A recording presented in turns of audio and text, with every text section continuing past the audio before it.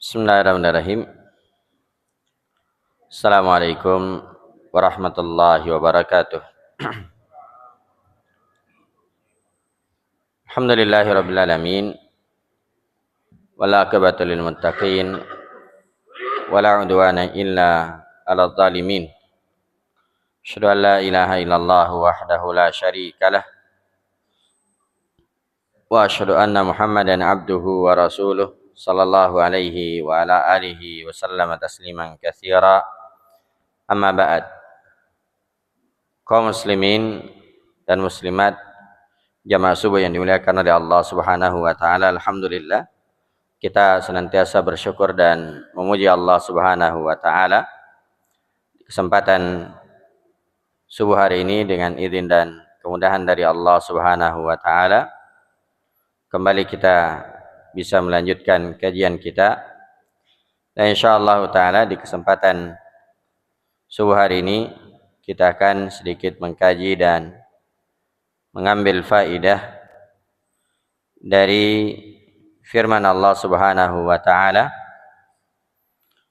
di surah Al-Baqarah ayat 218, di mana Allah Subhanahu wa taala berfirman, innal ladzina amanu wal ladzina hajaru wa jahadu fi sabilillah ulaika yarjuna rahmatallah wallahu ghafurur rahim. Sungguhnya orang-orang yang beriman kepada Allah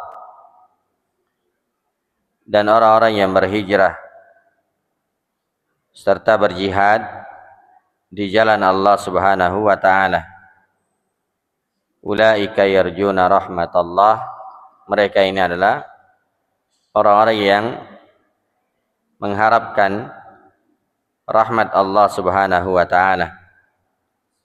Wallahu ghafurur rahim. Dan Allah Subhanahu wa taala Maha Pengampun lagi Maha Penyayang.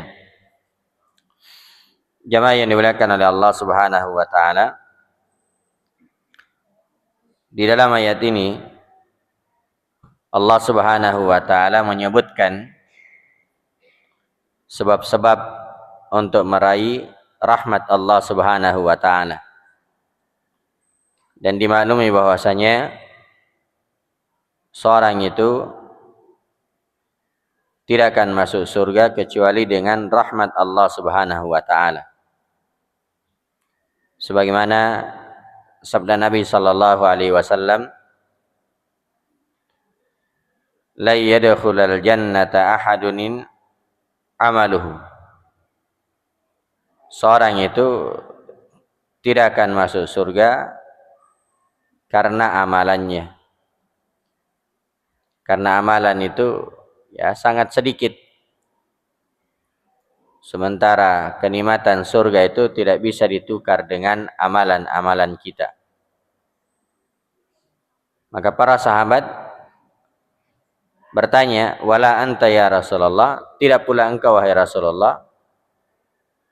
Kata Nabi sallallahu alaihi wasallam, wala ana, demikian juga saya. Illa ayyataghammadani Allahu birahmatin minhu wa fadl.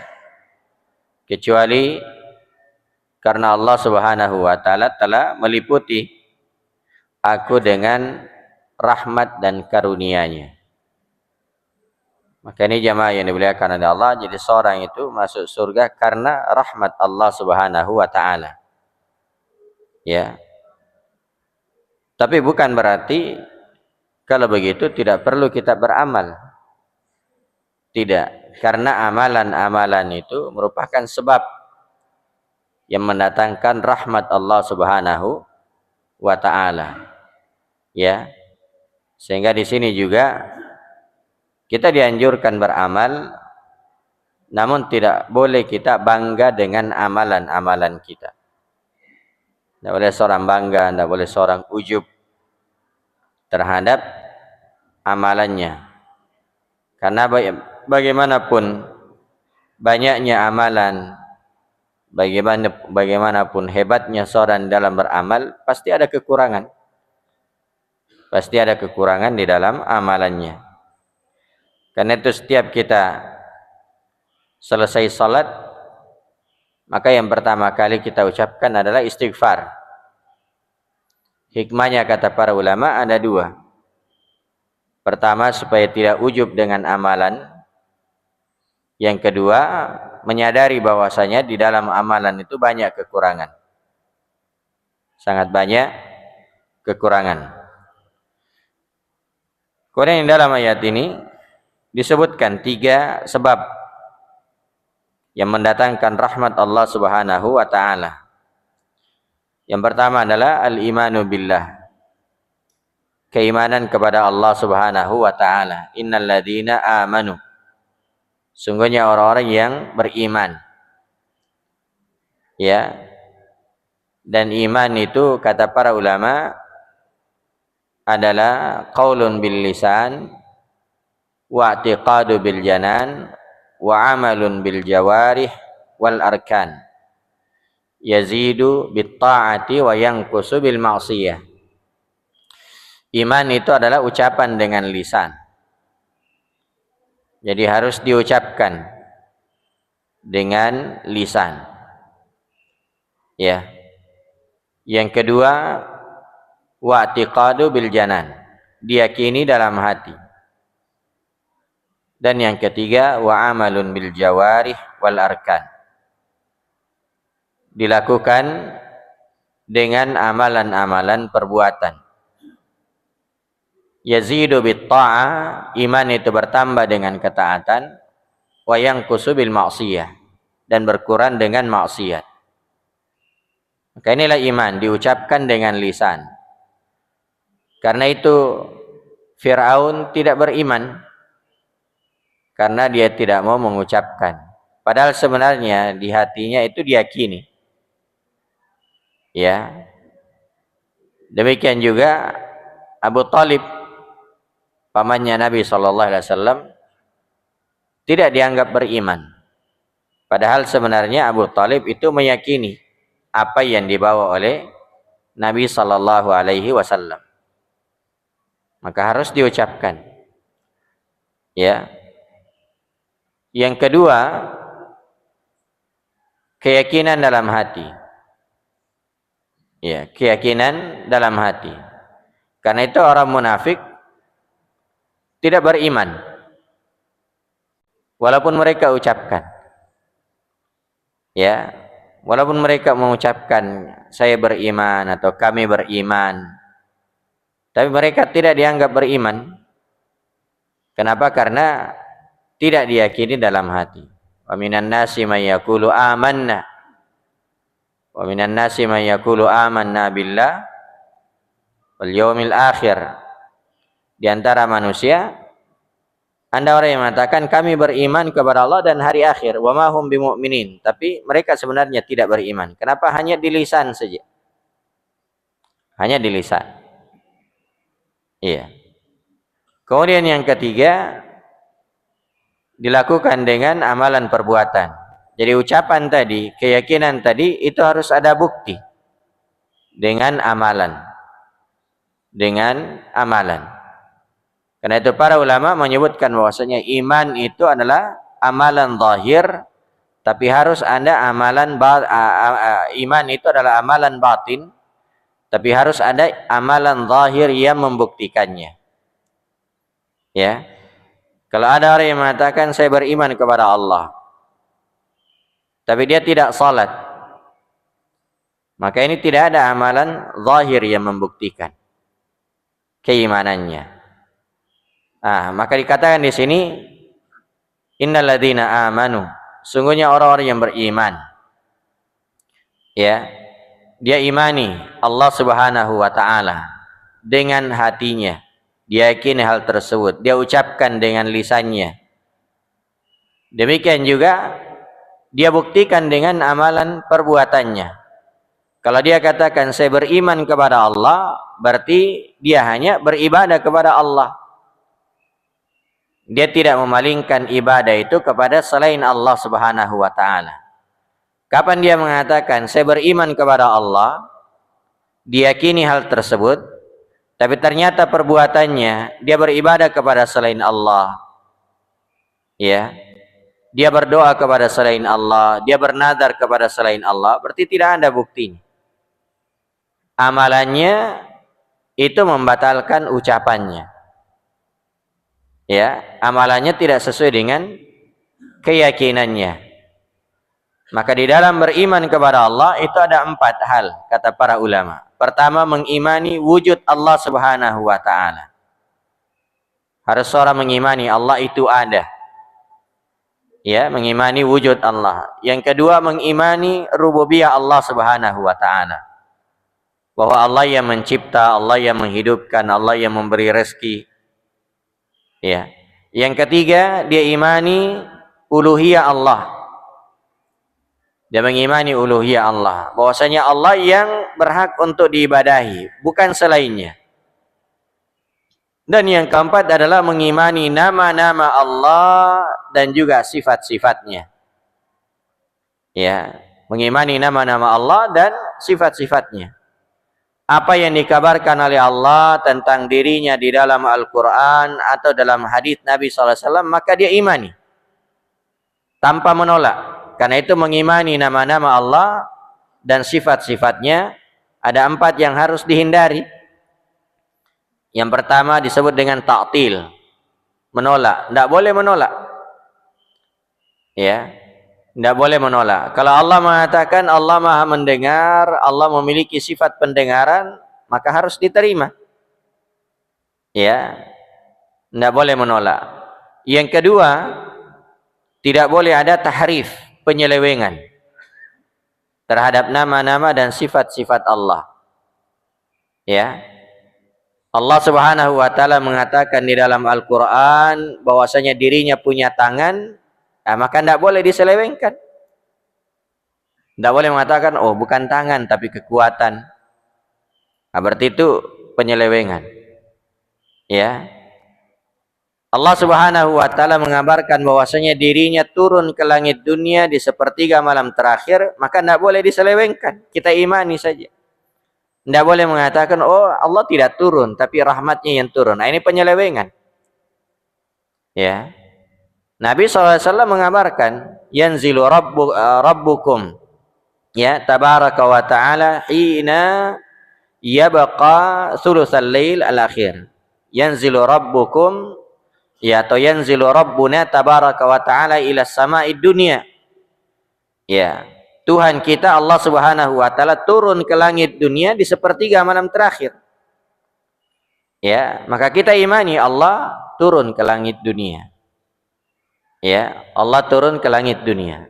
Ini yang kedua. Yang ketiga, tidak boleh ada tashbih, penyerupaan dengan makhluk. Ya. Tidak boleh ada penyerupaan dengan makhluk. Ya, Allah Subhanahu wa taala mengabarkan bahwasanya dirinya punya tangan, maka tidak boleh kita serupakan tangan Allah dengan tangan makhluk. Ya. Karena makhluk saja beda. Ya. Tangan kita saja beda antara satu dengan yang lainnya. Ya. Kadang ada orang ditanya, "Di mana tinggal?" Dia bilang, saya tinggal di kaki gunung. Gimana itu kaki gunung? Itu saja hakikatnya tidak ditahu. Apalagi ya hakikat tentang Allah Subhanahu wa ta'ala. Ya, saya tinggal atau saya lewat di bahu jalan. Mana bahu jalan? Ya, ini dikatakan ada bahunya, jalan ada bahunya, gunung ada kakinya. Tapi apakah bahu jalan sama dengan bahu manusia? Kan beda. Ya, apa kaki gunung sama dengan kaki orang? Kan beda. Maka tidak boleh kita serupakan. Ya. Dan yang keempat, tidak boleh ada takyif, mempertanyakan bagaimana. Bagaimana itu tangan Allah? Ya. Bagaimana itu telapak kaki Allah? Bagaimana itu jari jemari Allah? Tidak boleh. Ya. Termasuk juga istiwa. Allah beristiwa di atas arsy, tidak boleh kita samakan dengan makhluk dan tidak perlu kita tanyakan. Kita imani saja. Ya, karena itu para ulama mengatakan amir ruha kama jaa. Biarkan dia seperti apa yang datang. Tidak perlu diotak-atik. Ini jamaah yang dimuliakan oleh Allah. Keimanan terhadap Allah Subhanahu wa Ta'ala. Mengimani Allah itu ada. Mengimani kekuasaan Allah, rububiyah Allah. Mengimani bahwasanya Allah yang diibadahi. Dan mengimani nama-nama dan sifat-sifat Allah tanpa 4 tadi. Tidak boleh menolak, tidak boleh menyelewengkan, tidak boleh menyerupakan, dan tidak perlu mempertanyakan. Tidak boleh mempertanyakan. Ya, tidak boleh mempertanyakan. 6. Jadi terkait dengan makhluk Allah saja itu ya, sulit untuk mengetahui pada sebagian dari hakikat. Ya. Seperti di surga Allah. Ya. Di surga Allah itu ada wanita. Ada bidadari-bidadari. Di dunia ini ada wanita, tapi beda antara wanita di dunia dengan wanita di surga. Itu makhluk, apalagi yang menciptakan Allah Subhanahu wa Ta'ala. Nah, maka ini yang pertama, al-imanu billah, keimanan kepada Allah Subhanahu wa Ta'ala. Kemudian yang kedua, dari hal yang mendatangkan rahmat Allah Subhanahu wa Ta'ala, dikatakan di sini innal ladzina amanu wal ladzina hajaru, dan orang-orang yang berhijrah. Ya, hijrah secara bahasa itu maknanya at-tark, meninggalkan. Dan secara istilah ada 2. Ya. Yang pertama ada hijrah terkait dengan tempat, dan yang kedua ada hijrah terkait dengan amalan. Ya. Ada hijrah terkait dengan tempat, ada hijrah terkait dengan amalan. Kalau hijrah terkait dengan tempat, ini juga ada 2. Disebutkan oleh para ulama. Yang pertama adalah al-hijratu min daril kufr ila daril iman. Hijrah dari negeri kekufuran menuju negeri keimanan. Itulah yang dilakukan oleh Nabi SAW dan para sahabat. Ya. Ketika beliau hijrah dari Mekah ke Madinah. Kota Mekah pada saat itu ya tidak aman. Bukan negeri Islam. Ya, negeri yang diliputi dengan kekufuran. Ya, maka Allah Subhanahu wa Ta'ala mengizinkan, memerintahkan nabinya dan juga para sahabat untuk hijrah ke Madinah. Ya, hijrah ke Madinah.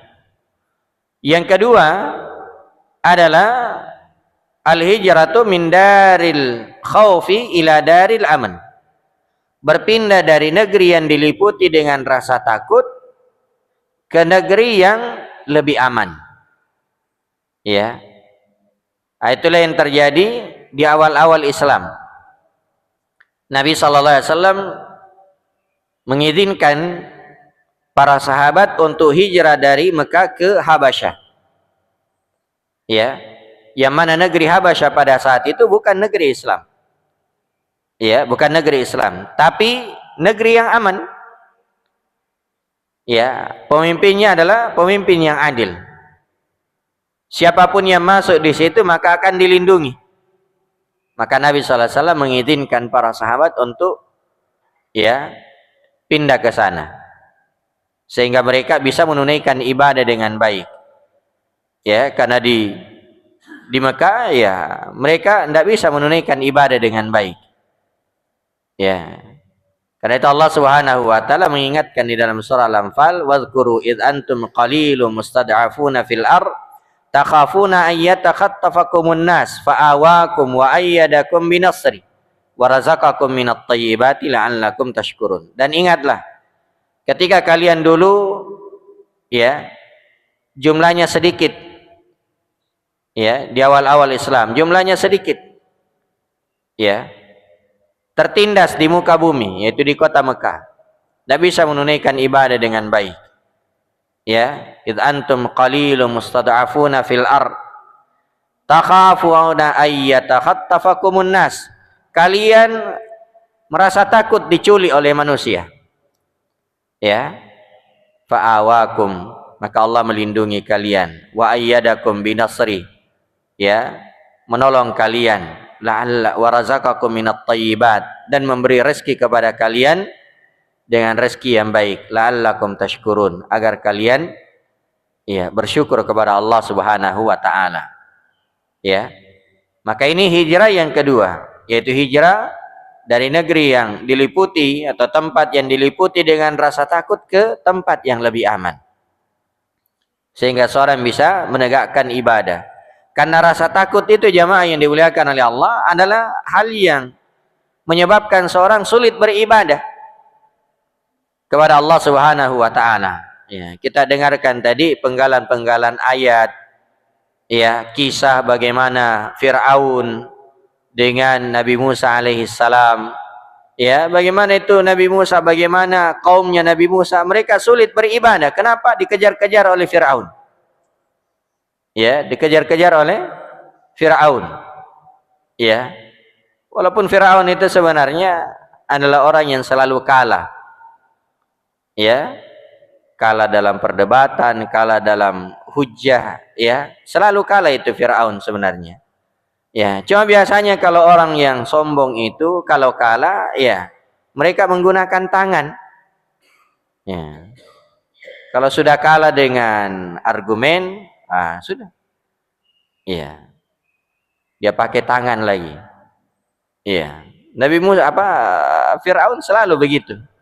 Ya. Sudah dikala sihirnya, ya, dia bilang lagi, kamu ini yang mengajari orang sihir. Ya. Itu jamaah yang dimuliakan oleh Allah. Ya. Jadi keamanan itu sangat penting sehingga seorang bisa beribadah dengan baik kepada Allah Subhanahu wa taala. Kemudian hijrah yang kedua adalah hijrah amalan. Ya, hijrah amalan. Iya. Ini sebagaimana sabda Nabi sallallahu alaihi wasallam, al-muslimu man salimal muslimuna min lisanihi wa yadihi. Seorang muslim sejati itu adalah muslim yang lain selamat dari gangguan lisan dan tangannya. Ini muslim yang baik. Ya, maka muslim yang baik itu tidak suka memaki. Ya. Tidak suka mencela. Ya. Demikian juga, ya, dengan tangan tidak mengganggu orang dengan tangan. Ya. Tidak mengambil harta orang, tidak merampas harta orang, tidak menjara harta orang. Ya. Demikian juga tidak menghalangi orang. Ya. Ini muslim yang baik. Ya, man salimal muslimuna min lisanihi wa yadihi. Muslim yang baik itu muslim yang lain selamat dari gangguan lisan dan tangannya. Kemudian kata Nabi sallallahu alaihi wasallam, wal muhajiru man hajara ma nahallahu anhu. Dan orang yang berhijrah itu adalah orang yang meninggalkan apa yang dilarang oleh Allah Subhanahu wa taala. Jadi hijrah yang seperti ini dilakukan setiap saat. Ya. Ada larangan Allah kita tinggalkan, itu hijrah. Walaupun mungkin rumahnya tidak pindah. Ya. Rumahnya tidak pindah, tetap tinggal di tempatnya, tetap tinggal di negerinya, tapi di sana banyak larangan-larangan Allah. Maka dia tinggalkan. Demikian juga perkara-perkara yang makruh, dia tinggalkan. Karena itu jamaah yang dimuliakan oleh Allah, seorang yang beriman dengan keimanan yang baik, yang benar, yang sempurna, itu dia tidak akan mengatakan, tidak apa-apa, ini kan ini makruh ji. Ya. Iya. Kenapa kita merokok? Makruh ji itu rokok. Iya. Orang yang beriman, Pak, orang yang beriman dengan keimanan yang baik, hal-hal yang makruh dia tinggalkan. Ya, dia tinggalkan. Kalau tahu misalnya anggaplah itu makruh, dia tinggalkan. Ya. Dia tinggalkan. Ya. Kenapa? Karena perkara-perkara yang makruh itu bisa mengantarkan kepada yang haram. Ya. Jadi anggaplah tadi kalau misalnya dia berpendapat itu makruh walaupun memang sebenarnya yang itu adalah haram. Ya.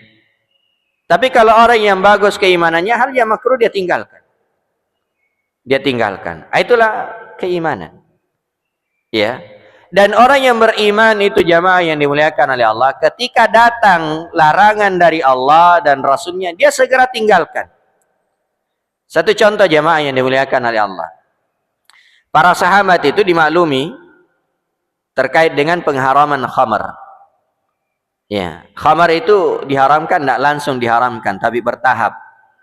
Ya, 3 sampai 4 tahap. Ya. Tahap yang terakhir di surah Al-Maidah. Ya. Di surah Al-Maidah tentang khamar. Ya. Ketika ayat itu turun, maka Nabi SAW mengutus utusan untuk mengumumkan kepada manusia bahwasanya khamar telah diharamkan. Ya. Maka ada utusan-utusan Nabi ya berangkat, karena ya dimaklumi waktu itu belum ada WA. Ya, maka diutuslah para sahabat ya datang ke sana, sampaikan khamar telah diharamkan. Ya. Ketika utusan-utusan Nabi SAW membawa berita bahwasanya khamar telah diharamkan, itu ada sebagian sahabat lagi pegang khamar. Ya, lagi pegang khamar, mau minum. Ya. Tapi utusan ini mengatakan ya hurrimatil khamar. Ya, khamar telah diharamkan. Ya. Bagaimana sikap para sahabat? Ini khamar sudah di tangan ini. Ya. Mau diminum. Tapi ada sahabat yang mengatakan, utusan Nabi SAW mengatakan khamar telah diharamkan. Ya. Maka langsung mereka letakkan, dibuang. Subhanallah. Ya. Tidak bilang, tanggung ini, minumi dulu ini. Ya, tidak, langsung mereka tinggalkan. Ya. Padahal ada di tangan. Subhanallah. Inilah para sahabat jemaah yang dimuliakan oleh Allah. Kesegeraan mereka di dalam menjauhi larangan Allah Subhanahu wa taala. Ya. Ini. Itulah keimanan para sahabat. Ya. Termasuk juga dalam menjalankan perintah. Ketika ada ayat tentang perintah jamaah yang dimuliakan oleh Allah, ya. Ketika ada ayat tentang perintah, salah satu contoh tentang para wanita. Ketika ayat hijab turun, ya, menutup aurat, memakai jilbab turun, ya. Itu para sahabiah, para wanita di masa Nabi SAW, mereka langsung merobek gordennya. Untuk apa? Dipakai jilbab. Ya, digunakan untuk menutup aurat. Ya. Mereka tidak ada yang datang kepada Nabi SAW, wahai Rasulullah, kenapa kita disuruh pakai jilbab? Ya, gerah, panas. Tidak, mereka langsung merobek gordennya lalu digunakan sebagai jilbab. Ya.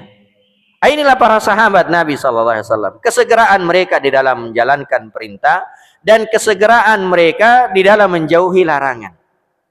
Ya, beda dengan kita.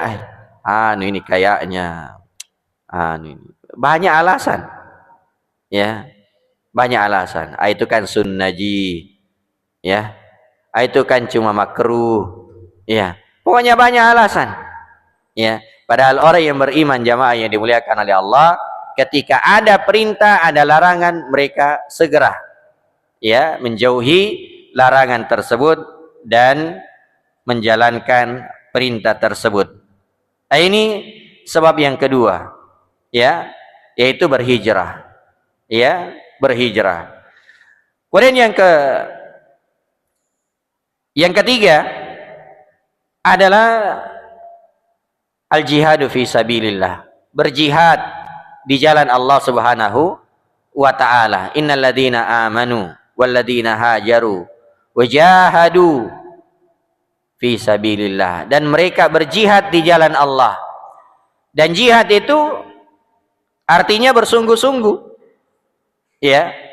Bersungguh-sungguh. Syekhul Islam Ibnu Taimiyah rahimahullah mengatakan jihad itu adalah bersungguh-sungguh untuk mencapai sesuatu yang dicintai oleh Allah. Ya. Bersungguh-sungguh mengerahkan semua potensi tenaga untuk meraih hal yang dicintai oleh Allah berupa keimanan dan amalan saleh. Ya. dan juga bersungguh-sungguh untuk menjauhi apa yang dibenci oleh Allah berupa kekufuran, kemunafikan, kemaksiatan dan kefasikan. Ini jihad di jalan Allah. Ya. Karena itu jihad, ya. Jihad itu luas cakupannya. Luas cakupannya. Bukan hanya jihad dengan ya, sebagaimana yang dipahami oleh sebagian orang pergi perang dan seterusnya. Bukan. Bukan cuma itu, luas cakupannya. Jihad itu bersungguh-sungguh untuk meraih apa yang dicintai oleh Allah berupa keimanan dan amalan saleh. Demikian juga bersungguh-sungguh menjauhi apa yang dibenci, yang dilarang oleh Allah berupa kekufuran, kemunafikan, maksiat dan seterusnya. Karena itu Ibnul Qayyim rahimahullah di dalam kitab beliau Zadul Ma'ad ya menyebutkan jihad itu ada 4 tingkatannya. Ya. Yang pertama adalah jihadun nafs. Jihad melawan diri sendiri, dan ini perkara yang sangat berat. Ya, bagaimana bentuknya? Kata beliau, jihad melawan diri sendiri yaitu dengan mempelajari agama. Ya, mempelajari agama. Mengamalkannya, mendakwakannya dan bersabar di atasnya. Ini jihad melawan diri sendiri, dan inilah jihadnya para ulama. Ya, jihadnya Imam Malik seperti ini. Ya, Imam Al-Bukhari dan selainnya dari kalangan para ulama, mereka berjihad dengan mempelajari agama. Ya. Mempelajari agama, duduk di masjid, mengkaji kitab Al-Qur'an, ya, hadis-hadis Nabi SAW, kitab tafsir, kitab syarah hadis dan selainnya. Ya. Karena itu disebutkan bahwasanya man kharaja ya li talabil ilm fa huwa fi sabilillah. Siapa yang keluar untuk mempelajari agama, maka dia di jalan Allah Subhanahu wa taala. Ya, dia di jalan Allah. Ini jihad. Ya. Melawan diri sendiri, jihadun nafs. Dan jihad ini jamaah yang dimuliakan oleh Allah adalah jihad yang lebih besar dan lebih berat.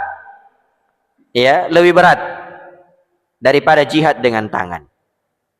Ya, kalau ya masjid ini penuh jamaah, ya, kemudian ada pengumuman dari pemerintah misalnya jihad dengan tangan, ya, kemungkinan besar semua ikut. Ya, yang penting dia bisa ya menenteng senjata, dia punya kekuatan, ya, kemungkinan besar ikut. Ya, tapi kalau misalnya masjid ini penuh, ya, lalu ada pengumuman, ya, insya Allah akan dibuka pelajaran bahasa Arab. Ya, kira-kira ikut semua. Ya, padahal ini jihad juga ini. Ya, bagaimana kita bisa memahami Al-Quran, hadis kalau tidak paham alatnya? Ya. Atau pelajaran yang lain. Ya. Paling ya mendaftar. Ada sebagian mendaftar, ya mungkin ada juga cuma mendaftar setelah itu tidak datang. Ya. Ini jihad jamaah yang dimuliakan oleh Allah. Jihad mempelajari agama. Ya, jihad mempelajari agama. Kemudian yang kedua, kata Ibnul Qayyim adalah jihadus syaitan. Jihad melawan syaitan. Ya. Yang senantiasa melontarkan syubhat, yang senantiasa melontarkan syahwat. Ya. Ini 2 senjata syaitan. Ya, syubhat, melontarkan keraguan-raguan, membuat orang ragu ya terhadap agamanya. Ya. Membuat orang ragu terhadap agamanya dengan mengatakan, "Oh, ini sebenarnya tidak wajib ini cuma begini." Akhirnya orang ragu. Ya. Terhadap agamanya. Ya. Atau syahwat. Ya, berupa harta, berupa kedudukan, berupa wanita, berupa macam-macam syahwat. Maka 2 hal ini dilawan dengan keyakinan dan kesabaran. Ya. Yakin dengan agama Allah Subhanahu wa taala. Ya. Apa yang disebutkan dalam Al-Qur'an itulah yang benar.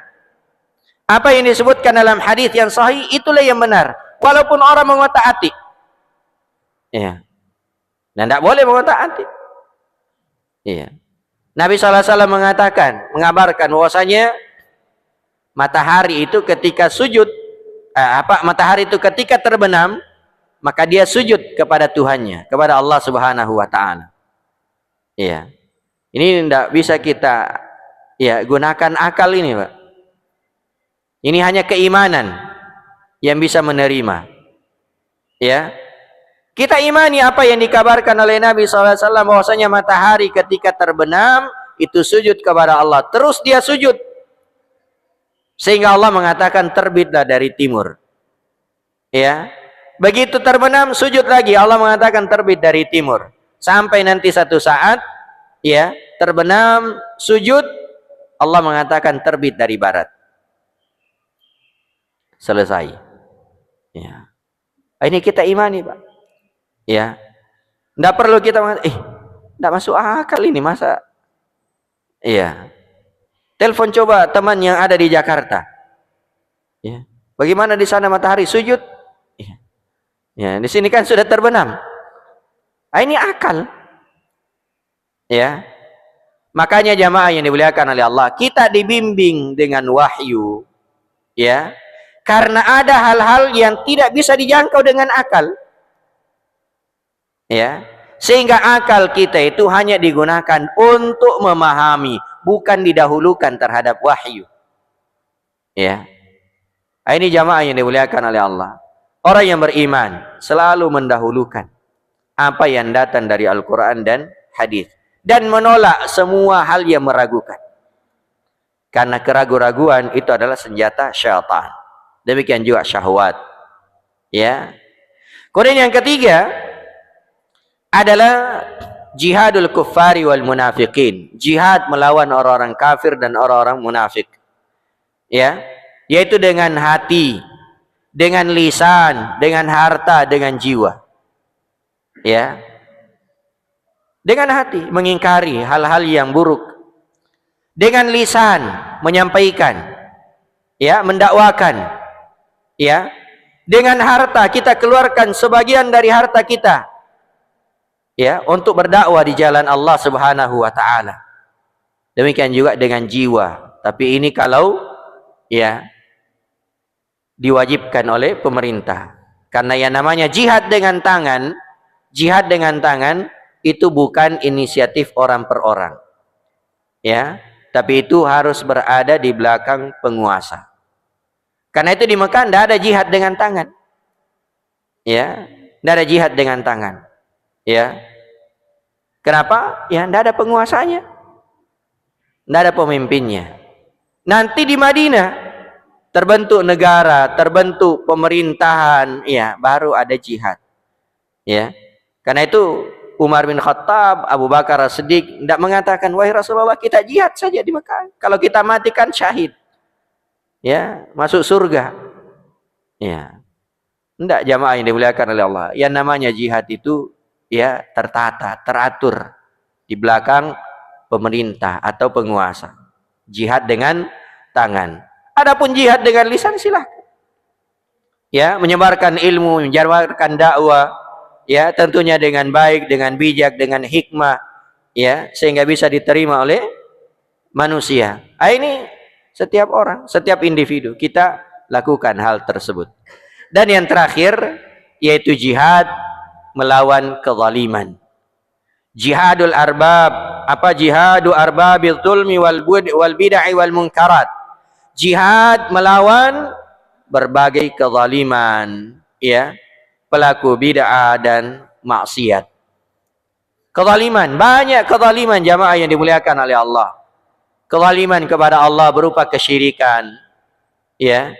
Kezaliman, ya, seorang terhadap dirinya, kezaliman seorang suami terhadap istrinya, kezaliman seorang orang tua terhadap anaknya, dan seterusnya. Maka ini semua adalah hal yang harus kita cegah. Dengan apa? Dengan lisan, ya, dengan tangan bagi yang memiliki kemampuan, ya, demikian juga dengan hati. Karena itu Nabi SAW mengatakan, "Man ra'a minkum munkaran falyughayyirhu biyadihi." Siapa di antara kalian yang melihat kemungkaran, maka hendaknya dia ubah dengan tangannya. Kata para ulama, mengubah kemungkaran dengan tangan itu bagi yang memiliki kekuasaan. Yang memiliki kekuasaan. Ya. Demikian juga mengubah kemungkaran dengan tangan itu apabila tidak menimbulkan kemungkaran yang serupa atau kemungkaran yang lebih besar. Ya. Tapi kapan menimbulkan kemungkaran yang sama atau kemungkaran yang justru lebih besar, maka tidak boleh kita mengubah dengan tangan. Ya. Karena itu ya disebutkan Syekhul Islam Ibnu Taimiyah rahimahullah bersama dengan murid-muridnya melewati bangsa Tatar. Bangsa Tatar ini banyak maksiat. Ya, minum-minum dan seterusnya. Ya. Kata murid-muridnya Syekhul Islam Ibnu Taimiyah, kenapa kita tidak berjihad melawan mereka? Kita cegah mereka dengan tangan kita. Ya. Kata Syekhul Islam Ibnu Taimiyah rahimahullah, ya biarkan saja mereka. Ya. Kenapa? Karena mereka diganggu ini. Kalau mereka diganggu, mungkin tadinya cuma duduk-duduk di situ. Tapi karena diganggu dengan tangan, akhirnya mereka bisa menimbulkan kerusakan yang lebih besar. Ini jamaah yang dimuliakan oleh Allah. Fikih. Ya. Nabi SAW dan para sahabat pernah melihat, ya, ada Arabi datang masuk masjid, kencing di masjid. Ya. Para sahabat, langsung menghardik. Tapi Nabi SAW, kata Nabi SAW, biarkan saja. Ya. Satu, karena dia tidak tahu. Ya. Yang kedua, kalau dicegah, tahangi kencingnya, penyakit. Ya. Yang ketiga, mungkin kalau dicegah tadinya cuma kencing di situ. Ini Arabi nih Pak, Arabi itu luar biasa. Ya, mungkin kalau dicegah tadinya cuma kencing di situ, dia jalan, ya, kencingnya bisa kemana-mana. Itu kan kemungkaran yang lebih besar. Ya. Jadi Nabi SAW mengatakan biarkan saja. Ya, nanti selesai kencing baru disiram. Inilah hikmah. Ya. Inilah hikmah. Ya. Dia bilang, "Wah, ini masjid ini kenapa tidak dicambuk saja?" Ya, tidak. Ya. Ini jamaah yang dimuliakan oleh Allah. Maka ya, jihad itu ada tingkatan-tingkatannya. Ada jihad melawan diri sendiri, ada jihad melawan syaitan, ada jihad melawan kemungkaran dan seterusnya. Semuanya ada tingkatan-tingkatannya. Ya, kita lakukan yang mana yang kita mampu. Ya, sesuai dengan kemampuan kita. Nah, siapa yang melakukan 4 hal ini atau 3 hal ini? Innalladzina amanu walladzina hajaru wajahadu fi sabilillah ulaika yarjuna rahmatallah. Ya, mereka ini adalah orang-orang yang mengharapkan rahmat Allah. Ya. Jadi ini sebab mendatangkan rahmat Allah Subhanahu wa taala. Wallahu ghafurur rahim, dan Allah Subhanahu wa taala Maha Pengampun lagi Maha Penyayang, mengampuni dosa-dosa kalian dan menyayangi kalian. Ini mudah-mudahan kita bisa ya mengamalkan ayat ini, memurnikan keimanan kita kepada Allah Subhanahu wa taala, ya, dan juga keimanan kepada para malaikat dan seterusnya dari rukun-rukun iman.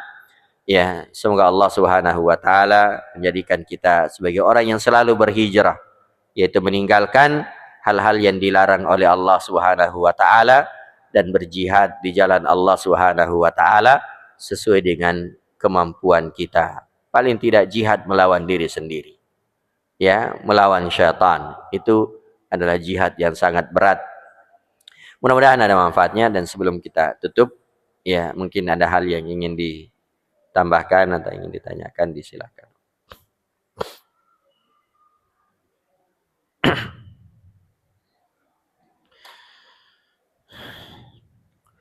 Baik, mudah-mudahan ada manfaatnya. Allahumma anfa'na bima 'allamtana wa 'allimna bima yanfa'una wa zidna